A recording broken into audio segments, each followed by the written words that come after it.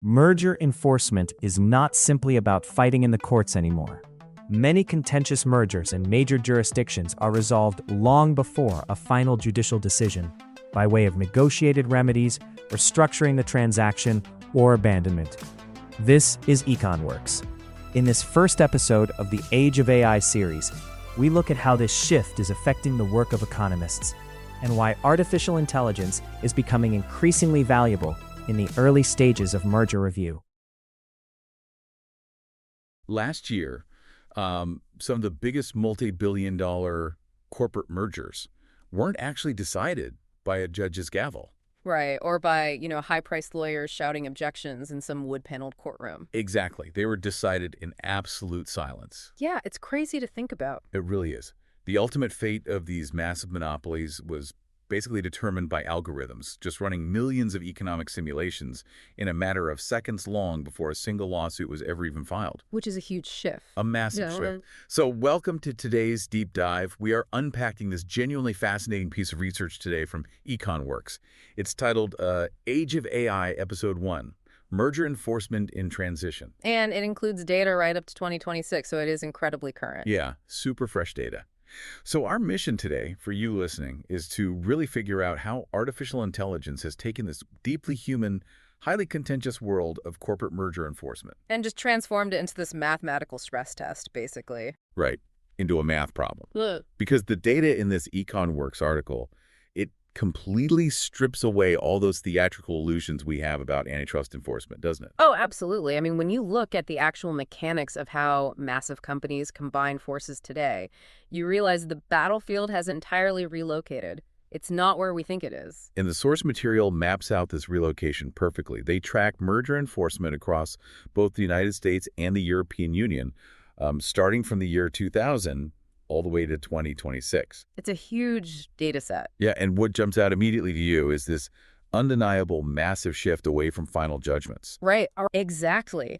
And what's wild is that despite the US and the EU having very different legal frameworks, structurally quite distinct, the trend line is virtually identical. That's fascinating. Yeah, the share of challenged mergers ending in litigation has just plummeted, while early resolutions have absolutely skyrocketed. Okay, let's unpack this. Because if you are looking at two massive corporations with virtually unlimited legal budgets, you would naturally assume they're prepared to fight tooth and nail. You would think so. Yeah, they have the money for it. Right. To me, this trend looks like watching a highly competitive chess match between grandmasters, but instead of playing out a grueling 5-hour game, one player just tips over their king and walks away after looking at the board for 5 minutes. That's actually a great way to put it. Why are these entities just walking away without even playing the game? Well, what's fascinating here is that the board is effectively solved for them much earlier in the process now. Solved? How do you mean? So the EconWorks piece points out that the sheer mathematical weight of uncertainty has fundamentally altered the corporate strategy. Okay. For a modern corporation, having a merger locked up in litigation for 2 to 3 years isn't just a matter of, paying expensive legal fees. Right. It's way more than just lawyer bills. Exactly. It means integration freezes, their market capitalization fluctuates wildly, and global supply chains just sit in the state of suspended animation. Oh, wow. I didn't even think about the supply chains just being stuck in limbo. Yeah, it's brutal for business. Plus, regulatory agencies are now communicating their highly specific competitive concerns at the very, very beginning of the review cycle. So they're showing their hands early. They really are. They are laying out the precise market sector where they see an issue. And when that happens, the merging firms are instantly reassessing the probabilities. They're running the calculus, basically. Exactly. They run the calculus on a prolonged court battle versus modifying the transaction immediately. The economic analysis just dictates that negotiating a remedy or even just walking away entirely is a mathematically sounder choice than embracing the volatility of a trial. Which means the timeline for the people advising these companies has had to completely rewind. Right. Oh, completely. Because if these decisions to settle or abandon are happening before a lawsuit even materializes, the economists who advise on these deals are operating in a totally different era. Right. The EconWorks piece draws this really stark contrast between an economist in the 2000s and one operating today in the 2020s. Yeah, the evolution of the enforcement process has effectively forced the economists to move from the end of the assembly line to the very beginning. Yes. Back in the 2000s, economists were providing what the article calls litigation support. Right. They were essentially historians of the dispute. Exactly. They would perform case-specific analysis, write up expert reports, and, give testimony after a dispute had already hardened into a lawsuit. So they were brought in to defend a decision that executives had already made months or years ago. Pretty much, yeah.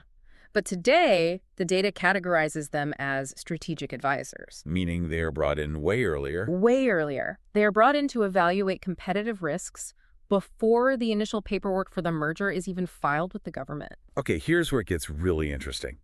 Because they aren't just looking at the financials anymore, are they? No, not at all. They have to actively identify potential theories of competitive harm. So they basically have to play devil's advocate and guess what the regulatory agencies might be concerned about? And then design structural remedies for those theoretical concerns. Right, before anyone has even complained. It's kind of it's less like being a psychic predicting the future and much more like a chess grandmaster using a powerful digital engine to simulate the next 50,000 possible moves. That's exactly what it is. They aren't guessing what the regulator will do. They are mapping the mathematical probability of every possible regulatory reaction. Right. So can we ground this in a practical scenario for the listener? Yeah, sure. Imagine a massive tech giant is attempting to acquire a global logistics and delivery network. Okay, classic mega merger. Right. In the 2000s, the companies would announce the deal, the regulators would sue to block it, and then the economists would be hired to argue in court about the definition of the logistics market. Just a standard courtroom fight. Exactly. But today, the economists map the entire landscape on day one. They look at the data and say, okay, if we announce this, the European Union will likely argue that we could foreclose competitors by prioritizing our own tech products in these delivery trucks. Oh, I see. So that becomes the theory of competitive harm. Exactly. And once they identify that theory of harm, You have to come up with a structural remedy. they do. They have to figure out how to structurally fix the problem before the regulator even officially points it out. So the economist might advise the tech giant, hey, to get this deal approved, we need to proactively offer to divest the entire European trucking division. Right. We sell that off to a competitor to maintain market balance. Wow. So the highest value of an economist's analysis is no longer defending a hardened position. It is entirely in that proactive foresight. Absolutely. But wait, if the regulatory window for reviewing these massive deals is often just a strict 90 to 120 days. Which is incredibly fast for a multi-billion-dollar deal. Right, and the corporations are dealing with petabytes of global supply chain data, millions of internal emails, and decades of pricing histories. I mean, human brains physically cannot do that math in that time frame. No, it's completely impossible for a human team. Right. So if economists are expected to anticipate complex market reactions, test theories of harm, and design structural remedies before a formal review, what is bridging that immense computational gap? Well, that computational bottleneck is exactly why artificial intelligence has become the underlying engine of modern merger enforcement. It's the only way. Yeah, the systematic tasks required for this scale of economic analysis simply cannot be done manually anymore. And the capabilities listed in the source are just staggering. I mean, economists are using AI to summarize those massive volumes of internal documents, pinpoint relevant market evidence. And rapidly evaluate alternative economic assumptions, yeah. They are even using AI to compare current transactions against decades of historical merger cases instantly. Right. And we need to be really clear about the mechanism here. Because they are using advanced large language models, the AI isn't just, searching a database for keywords like monopoly or price hike. Oh, it's deeper than a keyword search. Much deeper. The AI actually understands the semantic context of those petabytes of data. Wow. It can scan 5 years of internal communications and instantly flag a subtle, single-sentence implication in an email where a mid-level executive hinted at squeezing a supplier post-merger. No way. It can catch the subtext. It catches the subtext. It finds the exact evidence that regulators will care about. So what does this all mean for the listener? Because if I am looking at this from a distance, I have to ask, is the AI essentially just doing the reading for the economists? Like a really smart intern. Yeah, exactly. Is this just a glorified high-speed scanner that prevents a team of analysts from pulling all-nighters? Or does this actually fundamentally change the strategy of how these corporate deals are negotiated? Well, if we connect this to the bigger picture, it absolutely changes the strategy. Okay, how so? AI does not replace the professional judgment of the lead economist, but it radically broadens the range of analysis they can perform. The range of it. Yeah.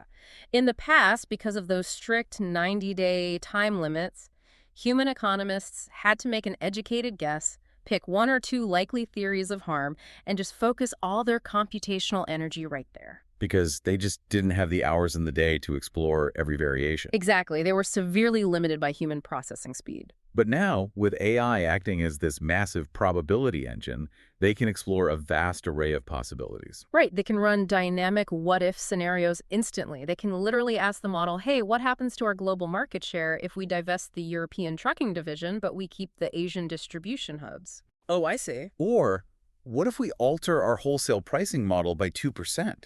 What if the regulator uses a slightly different economic assumption to define our market? Exactly. And the AI simulates all of these outcomes in seconds. That is wild, which means the economists are arriving at the negotiation table with fully modeled, stress-tested alternatives already in hand. Yes, they aren't hoping their one single scenario holds up. They have mathematically proven backups ready to go. So their strategic contribution is infinitely more powerful now. Oh, absolutely. They can walk into the room with regulators and say, look, we already simulated your concern, and here is the mathematical proof that our proposed structural remedy keeps the market competitive. Okay, so the merging corporations are armed with this superpowered AI that lets them play out every possible move, countermove, and market fluctuation before the game even starts. Right. They have this massive analytical advantage. But what happens to the other side of the table? The regulators. Yeah, what about the competition authorities? The government regulators who actually have to approve this stuff. Are they just flying blind against a corporate algorithm? Well, the EconWorks article highlights the specific dynamic as an ongoing arms race. An arms race. That makes sense. Yeah, currently sophisticated merging parties, the private corporations adopt these AI tools much more rapidly. Obviously, because they have the budget flexibility, faster procurement cycles, and frankly, the mandate to leverage any technological advantage to win. Right. Institutional procurement cycles for government agencies are notoriously slow. Oh, for sure. It takes years to vet, approve, and install cutting-edge AI systems at a federal level compared to a tech giant that can just, flip a switch. Exactly. So that gap definitely exists right now, but the source is very clear that it is temporary. The regulators are catching up. Yes. Competition authorities are actively incorporating these advanced AI tools into their own investigative processes as we speak. The expectation is that very soon, both sides of the table will be utilizing identical levels of computational power. Which brings us to a concept the article calls human-AI bargaining. Yes. And to me, honestly, this is the most mind-bending part of the entire deep dive. It really redefines how we think about negotiation. It really does. Because when the corporation and the government both have advanced AI processing the exact same petabytes of data, the nature of the negotiation completely flips. Right. It shifts away from analytical limitations entirely. What do you mean? Well, in the past, a lot of negotiation was simply arguing over who had the better data or, waiting 3 weeks for one side to run a specific market simulation. Ah, I see. But if the AI does all that heavy lifting instantly for both of them, you can't really bluff anymore, can you? Exactly. You can't hide a weak argument behind a mountain of confusing paperwork. Because the regulator's AI will parse that mountain of paperwork in 3 seconds and point out the flaw. Right. This is where the EconWorks source introduces a brilliant game-theoretic perspective. Okay, game theory. It states that better information and more comprehensive analysis bring these negotiations closer to the economic ideal of rational bargaining under increasingly complete information. Complete information. That is a massive concept. It really is the holy grail of game theory. Right, because in traditional negotiations, inefficiencies thrive on hidden variables. You posture, you obscure your weaknesses, or you simply misunderstand the opposing side's data. Exactly. But when both sides have AI tools that instantly verify claims, parse semantic context, and dynamically model market outcomes, the hidden variables just disappear. Both sides know the exact reality of the board. Yes, because the math is undeniable. Wow. Therefore, the bargaining becomes purely rational. You find the workable middle ground, the appropriate structural remedy much faster because posturing is mathematically useless. Right. Why bluff if the other guy's computer knows you're bluffing? Exactly. The negotiation focuses entirely on genuine economic disagreements rather than computational limits. Hold on, though. If both sides have perfect AI algorithms running these simulations, And they're arriving at the exact same mathematically optimized middle ground. Yeah. Why do we even need humans in the room at that point? I mean, aren't these algorithms eventually just going to auto-negotiate the merger themselves? Yeah. If the board is solved, why are human economists and lawyers even talking to each other? Well, this raises an important question, and it is the exact logical leap that worries a lot of professionals right now. I bet. But the EconWorks article firmly pushes back against the idea of fully automated enforcement. Artificial intelligence does not replace negotiation, and it cannot eliminate fundamental disagreement. Okay, so it's not going to just spit out a final approved or denied stamp on a multi-billion-dollar deal. No, because complete information doesn't necessarily mean complete agreement. How so? If the math is the math. Because two groups of highly educated human beings can look at the exact same perfectly processed AI simulation and still have a fundamental philosophical disagreement about legal interpretation. Oh, I see. Yeah. The regulator might look at the data and say, yes, the AI confirms consumer prices will stay low, but we believe this merger still harms long-term innovation in the sector. And the corporation might look at the exact same data and argue, well, the law only requires us to protect current consumer pricing, so we're good. Exactly. The AI can optimize the data, but it can't resolve a philosophical debate about what is ultimately best for the public. Right. Values are human. Exactly. What AI does is clear away the fog. It reduces the simple misunderstandings. It forces both sides to focus on the core legal and institutional issues that truly matter. That makes total sense. But as the source explicitly states, the ultimate decisions regarding market definitions, legal thresholds, and acceptable remedies remain distinctly human. So the future of merger enforcement combines unprecedented computational power with human professional judgment. Yes. Economics hasn't been pushed out by the machine. The machine has just allowed economics to operate at a scale that was previously impossible. Okay, let's distill all this down for a moment, because if you're tracking with us, the key takeaways from today's deep dive fundamentally rewrite how business operates at the highest levels. They really do. The era of the dramatic, drawn-out courtroom merger battle is largely a thing of the past. The physical battlefield has shifted to the very beginning in the timeline. Right. Economics has evolved from retroactive defense to proactive strategy. And artificial intelligence specifically, its ability to process semantic context and simulate complex market probabilities instantly is the engine driving this entire shift. Yeah, it is forcing a state of rational bargaining where bluffing is basically replaced by mathematical stress testing. And it is crucial to recognize that this transition from courtroom theatrics to algorithmic boardroom settlements is not just some abstract legal trend. No, it is highly practical. And that is why this shift matters directly to you listening right now. How much you pay for your streaming subscriptions, the cost of your groceries, the choice of airlines you have at your local airport. Every single one of those factors is dictated by the corporate landscape. Everything you buy is affected by this. Exactly. This hidden AI-assisted pre-negotiation process we've just unpacked is exactly how that landscape is being actively sculpted right now. The market competition that dictates the products in your home is a direct result of these quiet, mathematically optimized compromises. It is a profound look at how computational technology alters the actual mechanics of market power. It is. And the EconWorks article actually leaves us with a really compelling tease for their next installment, which I'm excited about. Oh, yes. The source mentions that if AI is entirely changed when economic analysis matters in a merger, the next logical question is how economists are interacting with these AI models at a granular level. Right, like under the hood. Exactly. The upcoming piece, titled When Models Meet Reality, is going to explore how economists use AI to test the fundamental mathematical assumptions of how markets work, even before they input a single piece of confidential company data. They will actually be evaluating the integrity of the models themselves.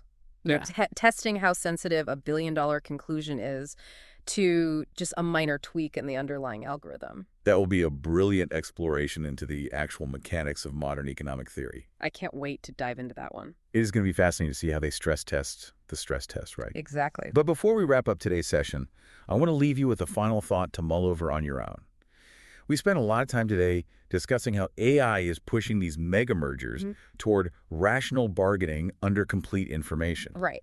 Well, as these large language models and predictive algorithms become exponentially better at simulating market impacts and predicting legal outcomes, will we eventually reach a point where that information is so utterly perfect that corporate mergers are no longer negotiated in any traditional sense? Will we see a future where these massive market consolidations are simply mathematically optimized by an algorithm to perfectly balance corporate profit and public interest on the very first try, rendering even the boardroom arguments obsolete? That's a very provocative thought. When the predictive models achieve absolute perfection, does human regulatory negotiation simply become a ceremonial rubber stamp? Because if the era of the courtroom battle is over and the boardroom debate is mathematically solved, Yeah. you are just left with a very quiet, immensely powerful machine deciding the shape of our economy. Thank you so much for joining us on today's deep dive into these sources. We hope you gained some valuable insight into the invisible forces shaping the market, and we wish you a great rest of your day.